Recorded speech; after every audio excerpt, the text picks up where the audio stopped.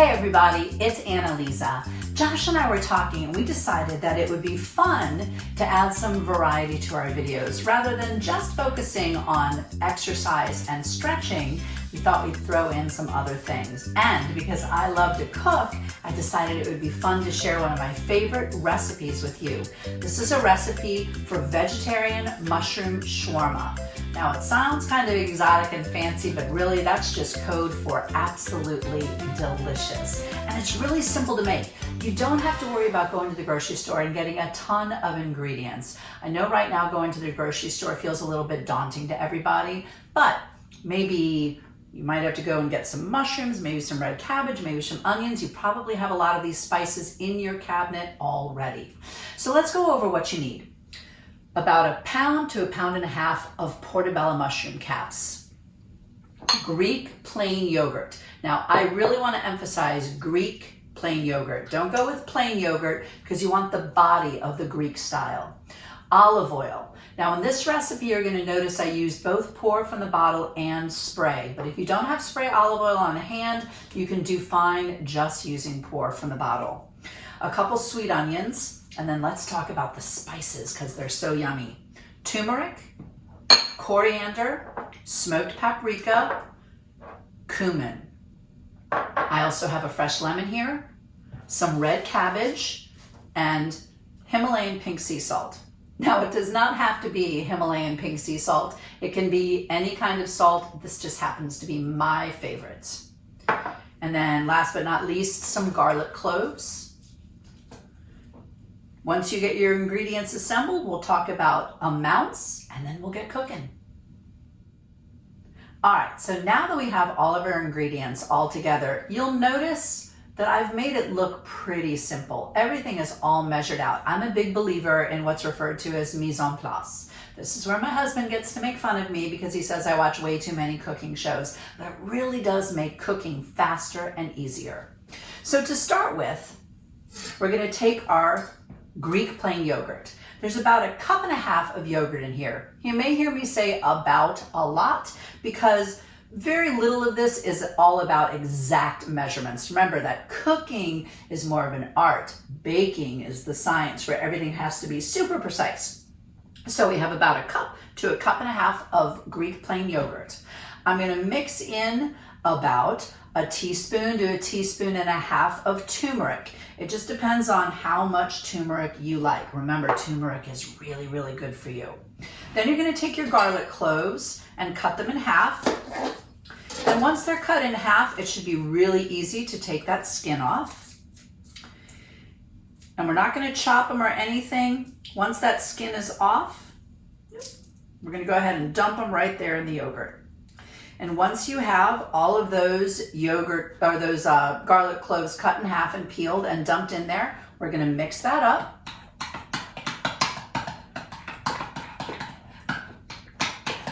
We're going to add some salt, pinch of salt, maybe 2 pinches of salt.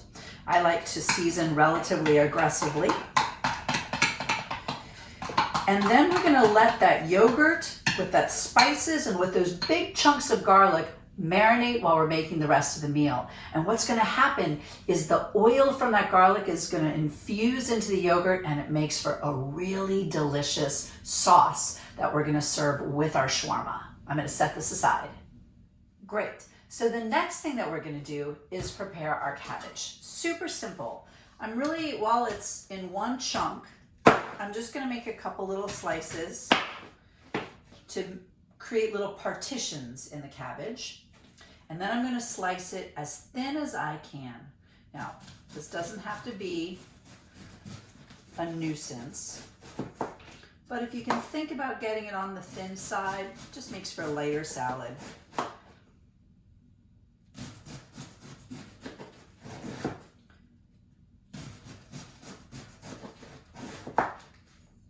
So you can see just a nice little shred.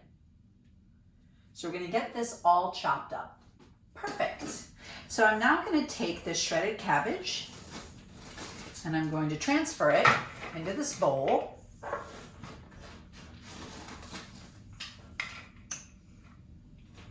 If you happen to come across a big chunk like that, lazy knife work, then just go ahead and pull that out.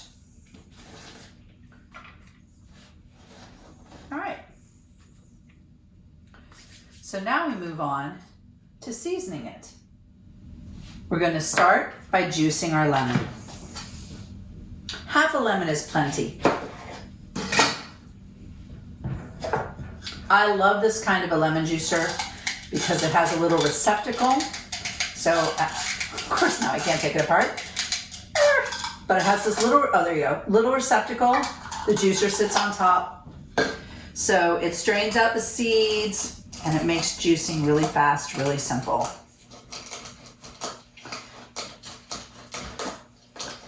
So I've thoroughly juiced my lemon. Toss that into the garbage disposal because when you grind stuff like that up in your garbage disposal, it makes everything smell so good. I'm going to take my olive oil. I'm going to drizzle some olive oil over the cabbage. That was probably about 1.5 tablespoons if I had to guess. I'm going to toss it.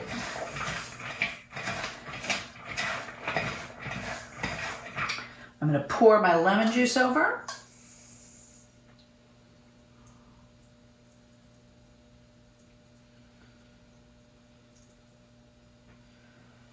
Toss that so it gets nice and coated. Give my hands a quick rinse.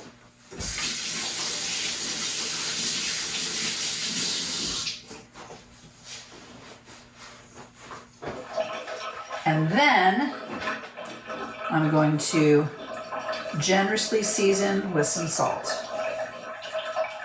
And once again, toss.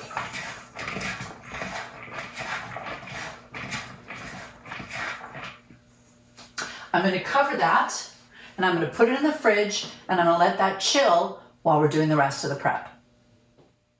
So now we're going to go ahead and we're going to prepare our larger vegetables. You're going to want a big bowl for your onions.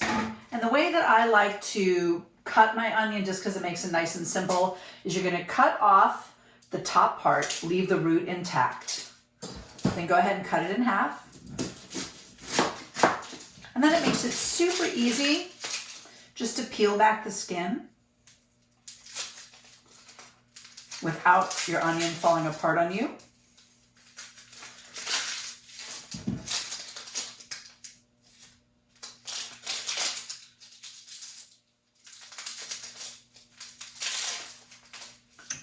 Voila. Go ahead and clean my cutting board.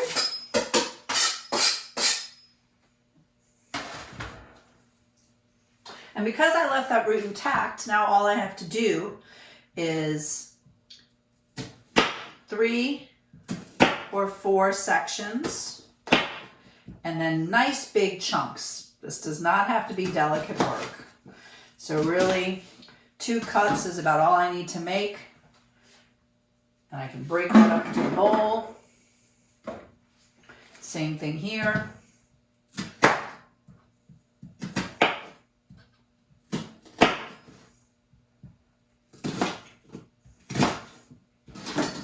Break that up in a bowl.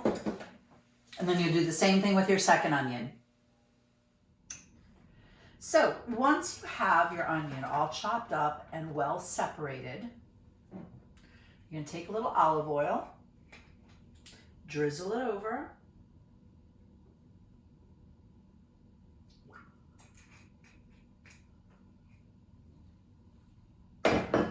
toss that around, just so that it's nicely coated with the olive oil. Such a nice day going on out there. All right, now here comes the fun part, mixing the spices. It's really complicated if you've measured it out. You want 1.5 teaspoons of coriander, boom. 2 teaspoons of cumin, boom.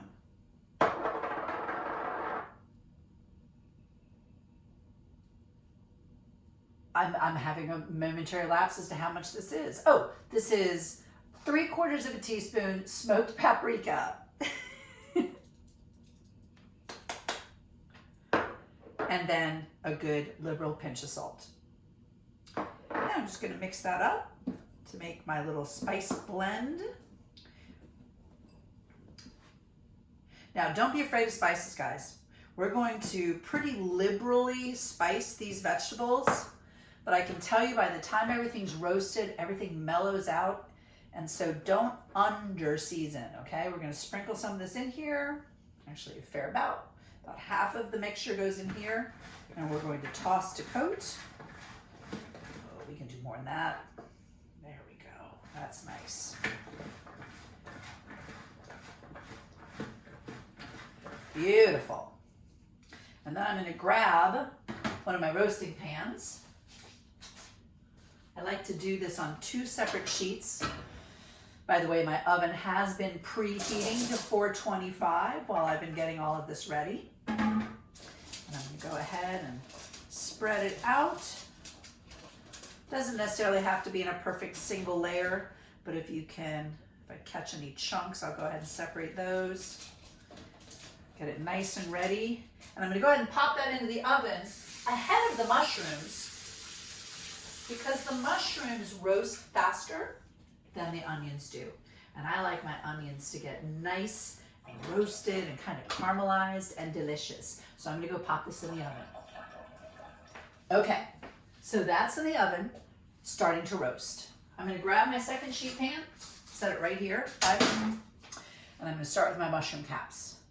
Now, some people like to think you got to clean the gills out of the mushroom caps, but when you're roasting them, you really don't have to do that. In fact, it imparts a really rich, deep flavor to your portabella if you leave that gill in there. So we're going to slice them not too thin, about like that. All right, what would that? Maybe a 1/4 inch, 1/2 inch. And we're going to get all of these portabellas sliced and laid out on my roasting sheet. Now you may have noticed, this is something my mother showed me, is if you line your roasting pan with aluminum foil and make sure you get all the way around the edges, it makes cleanup a breeze. You don't even have to wash your roasting pan, just roll off that aluminum foil, toss it in the garbage. All right, so we're going to go ahead and slice my next one.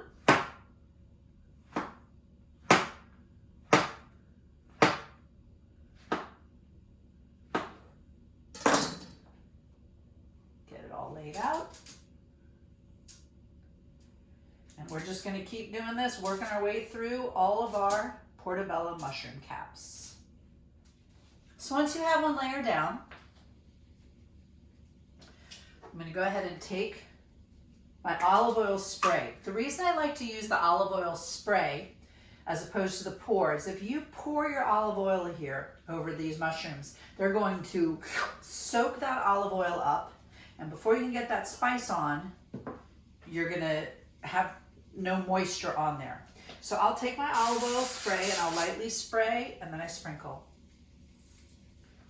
So it helps it adhere quickly. I'll give a little rub, kind of work it into the mushroom a little bit. Lovely. And then I'm going to do my next row and sprinkle. And like I said, don't be shy with the spice. Get that all worked in there.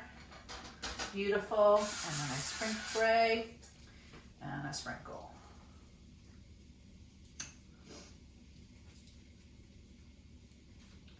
Beautiful. Love it. All right, now I've got a couple mushroom caps left here, so don't be afraid to do a little bit of a layer in a couple areas. You're going to want to make plenty of mushroom because as this roasts, you're going to be amazed at how much it shrinks down.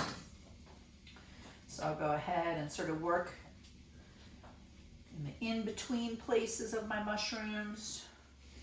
Oh, these are so beautiful. A note about portabella mushrooms. They're a very dirty mushroom, so it's very important that you clean them. And you clean them by taking a damp paper towel. Ooh, I think I'll remove that.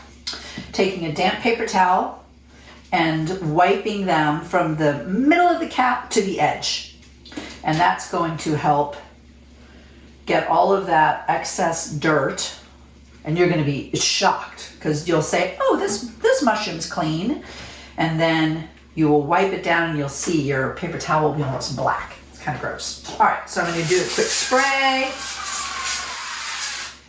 Take the rest of my spice and get these guys all seasoned up.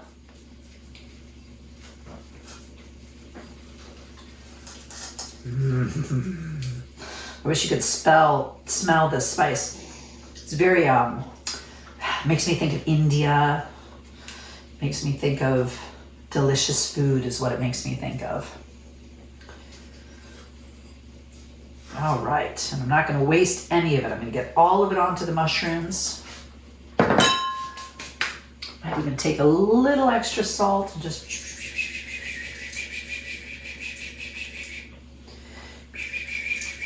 you have to do the sound effects. It's very important. And then these are ready to go into the oven. Now, these are gonna roast probably about 15 to 20 minutes. The onions have already been going for a little bit. So we're gonna pop these in. Okay, so it's been 15, 20 minutes and my vegetables are done roasting. During that time, as you can see, I cleaned up. It was super easy. What I had, 5 little spice dishes, a cutting board, a knife, and a bowl. It took me a heartbeat. In fact, I just rewashed this bowl that I put the onions in so I can now use it for my roasted vegetables. So these, I want you to kind of see the texture of them. You know, they're nicely cooked, nicely roasted. Oh, they smell so good. If you have a reluctant vegetarian in the house, this is the way to go. Or if you're a reluctant vegetarian, this is absolutely the way to go. Mushrooms have this incredible meaty flavor and texture to them that is absolutely delicious.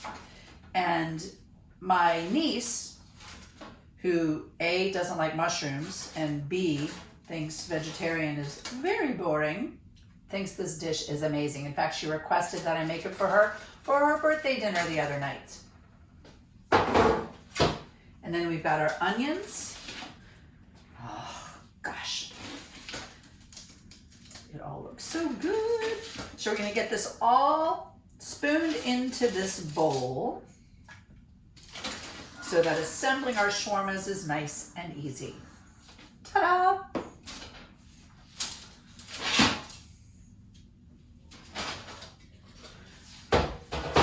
By the way, these are my grandmother. My grandmother made these, my little pot holders, crochet pot holders. It's a lost art.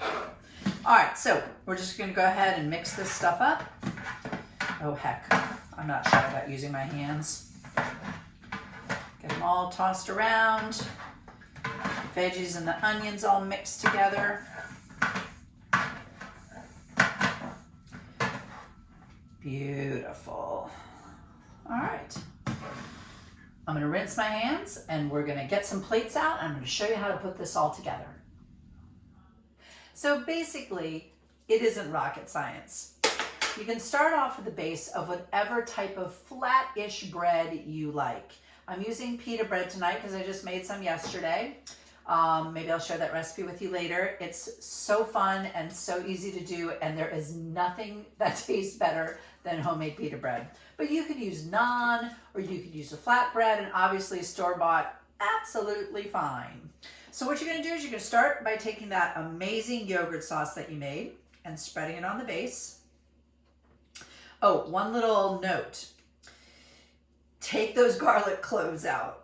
Remember those ones that were steeping in the yogurt to give it that wonderful flavor? Well, it's not so wonderful when you bite into a gigantic piece of raw garlic. So make sure you remove those before you put your sandwiches together.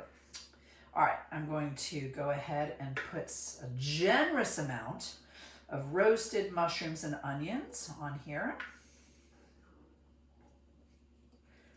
Oh, doesn't that look good? Incredibly hearty and filling, which I think a lot of people complain about with vegetarian food. They don't feel like it's filling enough. And then you're going to take some cabbage, which is now nice and lemony and tart and tangy. So you're going to get that mix of the rich meatiness of the mushrooms, the incredible incredible flavor of all of those spices, the coolness of that yogurt with that little touch of garlic, and then you've got this nice citrusy cabbage on top. It's the best of all worlds. So in essence, you can either fold, which I'm going to attempt to do, and eat, or if you want to be a little more ladylike, you can use a knife and fork. But here we go.